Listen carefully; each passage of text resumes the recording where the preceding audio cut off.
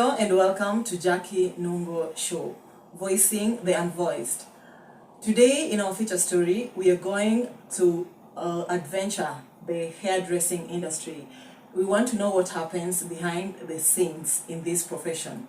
With me is a young lady who does this professionally, and she is going to tell us or walk us through this industry.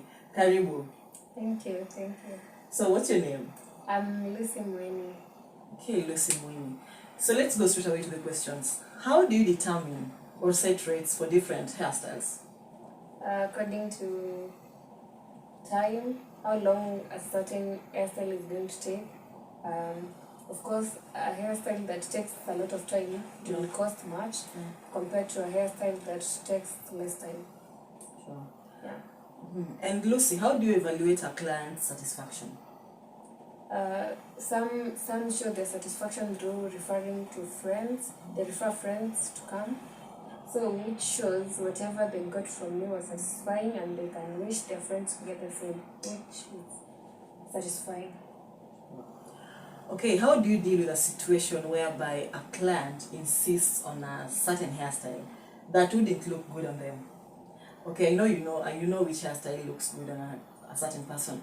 Okay, this client comes and she insists on maybe a certain hairstyle because she saw it with someone, or because it looked good on someone else, or she's insisting on a hairstyle that can damage her hair. I know you know the kind of hairstyles, maybe like chemical, for example. How do you deal with such a case? Sometimes it's so difficult to convince someone to change their mind from what they've decided to do. But sometimes you tell them the truth. You tell them maybe this hairstyle will damage your hairline, and which will be a damage, because some hairstyles damage your hairline to a point that there are some hairstyles you can't try on your head. So you try to convince them and show them the point of view where that the fact that they want that hairstyle, it's more important for their hairline than how they want to look. Sure. Yeah. Okay, what makes you settle on one client over the other? For instance, I've been to a salon, though I have my short hair now. You find you're told, wewe ngoja, wewe ni mtu wa braids itachukua long, wacha tutengeneze mtu wa weave. Ama wewe mtu wa blow dry kuja kwanza, wewe mtu wa braids, wewe kaa kando. How do you choose a client over the other? I don't usually, sometimes I choose to deal with a client without involving another client. So in case someone wants me to do their hair, I'll tell them I'm occupied, because I don't want this one to feel like, it's like I don't want their money or something. Why? You're in the middle of doing their hair and you start another head and you leave them behind. It's as if their money does not count. I decide to deal with a client on a daily basis. So if someone had booked me, I won't like put someone in the same day as long as the other one booked the first. So I put them on a first come basis. Yeah, first come, first serve basis. Yeah. Okay. So what creative hairstyling techniques do you use that makes you pull so many clients? I do my hair with passion and neatly, according to customer satisfaction, and I try to fit what the customer wants. If they tell me I want this particular length, I'll try like my length fits what they want. You know, sometimes when someone wants extra long braids and maybe the length that you give them, it's not satisfying, they can go away. Sure. So I choose to do what they want, what they told me to do. Yeah. Okay, how do you stay informed about popular hairstyles or trending hairstyles? Yeah, from the internet, and also some clients will come with pictures that you've not seen maybe. And then sometimes I go to YouTube and see some tutorials of how to do some new hairstyles that I've not done before. Okay. How do you establish trust with your clients? Trust is very important in business. So how do you establish this? I think by taking care of what they want. The fact that someone is satisfied with what they want, if they wanted this and that is what they got, they'll trust you even the next time they'll come and they'll refer people. But if you do them what they didn't ask for, it won't satisfy them. And obvious, the fact that they don't come again shows that they didn't trust you, they didn't trust what you did. Wow.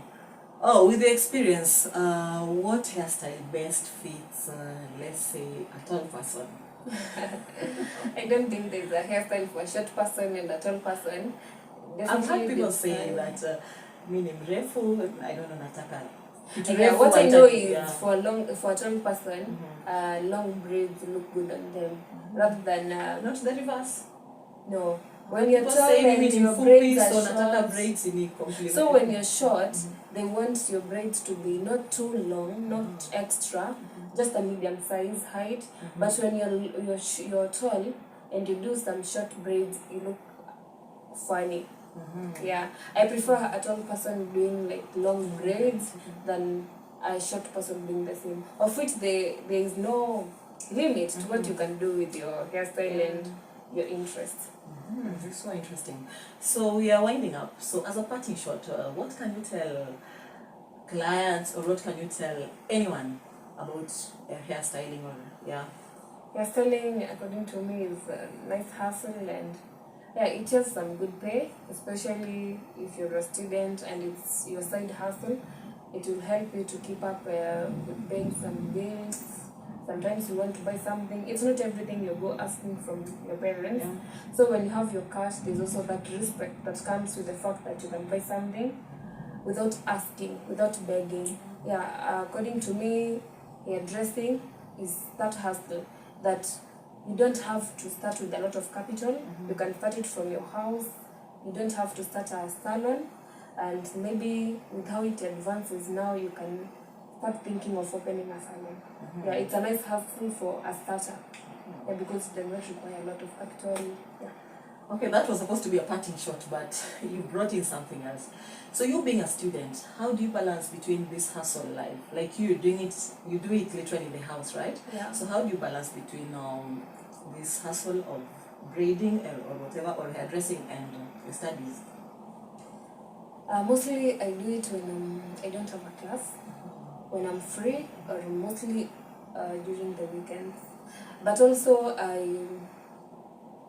I choose to do hairstyles that don't take most of my time. Maybe I have to do something after that. Sometimes you can do a hairstyle and you're so exhausted, you can't deal with other things. Of course, you're a student, you have other things to do in the house, you don't have a maid, you're going to cook for yourself and all that. So when you choose a hairstyle that does not take most of your time, and also your energy does not drain you, you'll be able to do all that. Yeah. Okay. Wow, that's a whole tour of the hair industry within minutes. Thank you so much, Lucy. Thank you, viewer. That's it for our video. Until next time, goodbye. Thank you.